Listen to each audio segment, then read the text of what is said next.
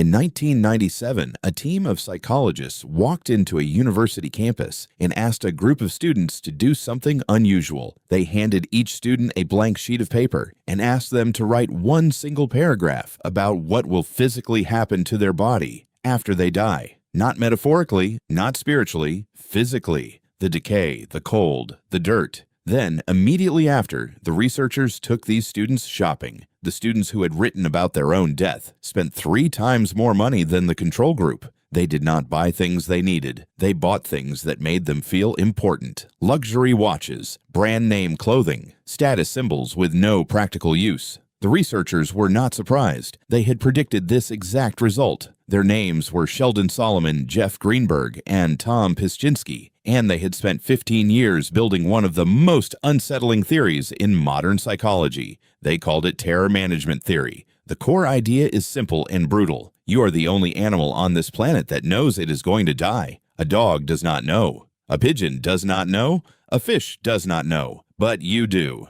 And according to Solomon, this knowledge should destroy you. If you truly felt every second of every day that you are going to stop existing, you would not be able to function. You would not go to work. You would not plan a vacation. You would not argue about politics online. So your brain made a deal with itself. A quiet, invisible deal. It agreed to hide your death from you, not by erasing the fact you still know you will die if someone asks you, but by making it feel distant, abstract, like it is someone else's problem. This is what psychologists call the mortality blind spot, and it runs everything. In 2005, a group of researchers tested what happens when you briefly crack the blind spot open. They reminded one group of people about their own death, just a short written exercise like the one from 1997. Then they measured the subjects' reactions to people from different cultures, religions, and nationalities. The result was immediate. The death-reminded group became significantly more hostile toward anyone who was not like them. They rated their own culture as superior. They judged outsiders more harshly. They even supported more violent solutions to conflict. A 10-minute reminder of death rewired their entire value system.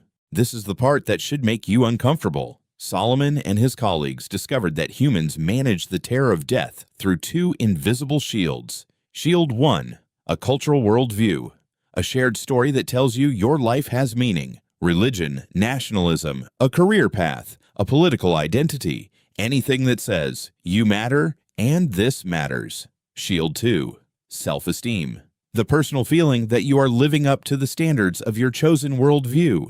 If your culture says money equals success, then being rich makes you feel immortal. If your culture says fame equals legacy, then followers become a kind of eternal life. The shields are not real, but they feel real, and that is enough to keep the terror at bay. Now here is where the system steps in. Every industry that profits from your insecurity is essentially selling you a death shield. Anti-aging cream is not about skin. It is about denying decay. A luxury car is not about speed. It is about proving you are still here, still winning. Social media followers are not friends. They are a scoreboard that whispers, "You will be remembered." The entire attention economy is built on a single ancient fear that your brain refuses to look at directly. Ernest Becker wrote about this in 1973 in a book called The Denial of Death. It won the Pulitzer Prize. Becker argued that human civilization itself is an elaborate defense mechanism against the awareness of death.